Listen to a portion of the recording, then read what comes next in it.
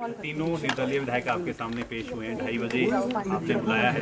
क्या अभी बातचीत हुई, क्या तर्क दिया जा रहा है, क्योंकि अब मामला जो है वो हाई कोर्ट में भी पहुंच गया है। तीन जो निर्दलीय विधायक हैं, माननीय श्री के.एल. ठाकुर जी, श्री होशियार सिंह जी और श्री आशीष शर्मा जी, इन तीनों ने 22 मार्च को लगभग 1:30-2 बजे के करीब सचिव विधानसभा के पास अपना रेजिग्नेशन दिया और उसके बाद मुझे मेरे निवास स्थान पर ये लगभग 3:30 पौने 4 बजे के करीब मुझे मिले, जहां मुझे भी उसकी कॉपी उन्होंने वहां पर दी। जो यहाँ पर जो उन्होंने रेजिग्नेशन दिया उसकी जो प्रेस रिपोर्टिंग है, प्रेस क्लिपिंग्स हैं,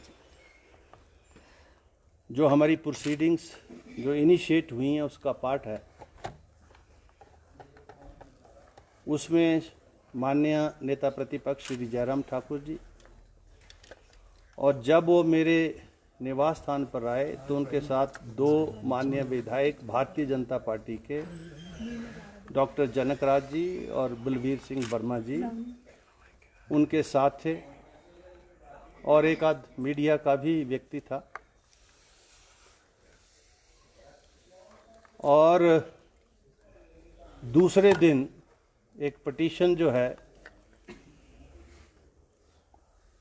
10-12 जो माननीय विधायक कांग्रेस पार्टी से हैं, जो मंत्री भी हैं, उनकी तरफ से भी विधानसभा सचिवालय को प्राप्त हुई। और जो नियम हैं हमारे, उनके तहत जब भी कोई विधायक अपना त्याग पत्र दे तो उसका एक फॉर्मेट है, उस फॉर्मेट के मुताबिक हो, और उसके आगे जो रूल्स हैं, अगर वो व्यक्तिगत तौर पर आता है, वॉलेंटरी है या इनवॉलेंटरी है, और अध्यक्ष को ये लगे कि जिन परिस्थितियों में उसने त्याग पत्र दिया है उन परिस्थितियों की खोजबीन करना आवश्यक है, ज़रूरी है, संविधान के मुताबिक, लोकतंत्र के मुताबिक, तो अध्यक्ष जो है उसके लिए संवैधानिक तौर पर, कानूनन तौर पर अधिकृत है। The speaker enjoys the full authority to inquire into all those aspects of the resignations.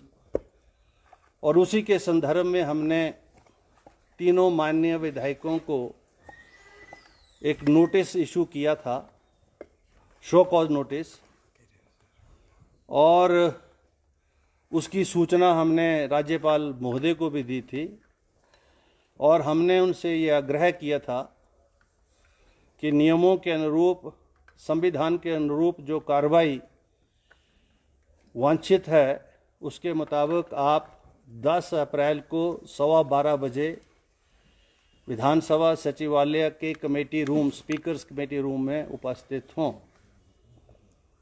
और जो नोटिस दिया गया उसका एक दिन पहले आप उसका जवाब दे दें, ताकि विधानसभा सचिवालय उस नोटिस को पढ़ने के बाद उसके ऊपर जो भी जानकारी प्राप्त करनी हो तो हम जो है इस पर्सनल इंक्वायरी में करें। अभी वो तीनों माननीय विधायक अभी अपीयर हुए इन पर्सन, तीनों की हाजिरी मैंने रिकॉर्ड पर लगाई है, और मैंने जो नोटिस शो कॉज हमने दिया है उसकी जवाब के बारे में उनसे पूछा तो उन्होंने कहा कि हमने जवाब इस संदर्भ में देना है। तो मैंने कहा दीजिए, तो उन्होंने समय मांगा है। यद्यपि मैं सारी प्रोसीडिंग्स को आगे की डेट दे सकता था, लेकिन मैं ये समझता हूँ कि विषय गंभीर है, इसलिए मैंने 2:30 बजे तक इसको एडजॉर्न किया है, और 2:30 बजे फिर से दोबारा जो है ये जो है यहाँ कमेटी रूम में बैठकर प्रोसीडिंग्स होंगी और जवाब वगैरह जो भी आया होगा और उसके ऊपर जो आगे कार्रवाई बनती होगी वो किया जाएगा। तो क्या और अभी आपने एक प्रश्न और पूछा है कि माननीय उच्च न्यायालय में भी इस संदर्भ में आज रिट पटिशन जो है इन मान्यों के द्वारा की गई है। तो उसकी जानकारी आपको होगी कि उस रिट पटिशन जो माननीय उच्च न्यायालय में इन्होंने की है वो अभी लगी थी सुबह 11 साढ़े 11 बजे, जिस पर काफ़ी देर हाई कोर्ट माननीय उच्च न्यायालय ने सुनने के बाद उसको जो है 24 अप्रैल के लिए जो है उसको एडजॉर्न कर दिया है। और उसमें जो उन्होंने पार्टी बनाया था विधानसभा अध्यक्ष के रूप में मुझे और व्यक्तिगत रूप में मुझे, तो व्यक्तिगत रूप में तो जो ऑब्जर्वेशंस कोर्ट की थी वहाँ पर कि भाई you can not make the speaker in person as a party, कि whatever he has done and whatever he is doing that is the powers which are vested with him under the constitution, so you cannot make him a party in person. So this was the observation from the court which have been you say told to us by the standing lawyers, one who represented the Vidhan Sabha there in the High Court. So what is the order that I have not seen? What is the writ petition copy I have seen? जो writ petition की जो copy उन्होंने विधानसभा सचिवालय को भेजी है वो हमने देख ली। जवाब का नोटिस जो है, जो नोटिस का जवाब अभी उन्होंने देना है। तो जो हाई कोर्ट में उन्होंने जो रिट पटिशन की है उसमें उन्होंने मेरे जो संवैधानिक अधिकार हैं उनको चैलेंज किया है और उन्होंने हाई कोर्ट से डायरेक्शन मांगी है कि स्पीकर को हाई कोर्ट डायरेक्ट करे कि वो हमारे रेजिग्नेशंस को एक्सेप्ट करे। अभी हाई कोर्ट ने इसके ऊपर कोई निर्णय नहीं लिया, मैं प्रोसीडिंग्स में हूँ। तो अब ये दो विषय आगे हैं। एक तो जो अधिकार कानूनन मेरे पास हैं, संवैधानिक तौर पर हैं, हमारी जो विधानसभा की जो प्रोसीजर है, रूल्स है, उसके मुताबिक जो प्रोसीडिंग्स ड्रॉ होनी है, एक वो विषय है। और दूसरा, अब मेरे उन सारे अधिकारों को चुनौती इस रिट के माध्यम से जो है इन माननीय विधायकों ने दी है और हाई कोर्ट ने उसमें कोई अभी तक ऑर्डर पास नहीं किया है। हमसे जवाब मांगा है तो हम उसका जवाब देंगे 24 तारीख को, और उसके बाद हाई कोर्ट माननीय उच्च न्यायालय का क्या निर्णय आता है वो 24 को ही पता लगेगा जब वो निर्णय आएगा। और चूंकि अब ये दो पैरेलल प्रोसीडिंग्स स्टार्ट हो रही हैं तो स्वाभाविक है, क्योंकि अगर मैं इस प्रोसीडिंग को कंक्लूड भी करना चाहूँ तब भी नहीं हो पाएंगी, क्योंकि द मैटर इज नाउ सब जुडिस and pending with the honourable high court.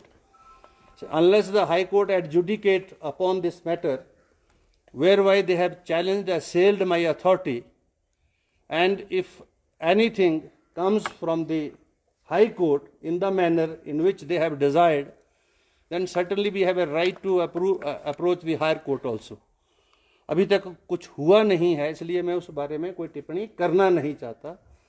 ये माननीय क्या बोल रहे हैं, क्या नहीं बोल रहे हैं, मैं उस पर भी टिप्पणी नहीं करना चाहता। क्या इनके रेजिग्नेशन संवैधानिक तौर पर वाजिब जायज़ हैं, मैं इस पर भी नहीं बोलना चाहता, क्योंकि प्रोसीडिंग्स अभी पेंडिंग हैं। और एंटी डिफेक्शन लॉ के मुताबिक कोई भी चुना हुआ विधायक अगर वो आज़ाद प्रत्याशी के रूप में चुना जाता है या किसी दल से चुना जाता है और वो दल बदल करता है तो 10th शेड्यूल को अट्रैक्ट करता है। और कोई इंडिपेंडेंट भी चुना जाता है तो वो भी 5 वर्ष के लिए चुना गया विधायक है। जब कभी वो पार्टी ज्वाइन करता है तो he also attracts the same provisions of the anti defection law.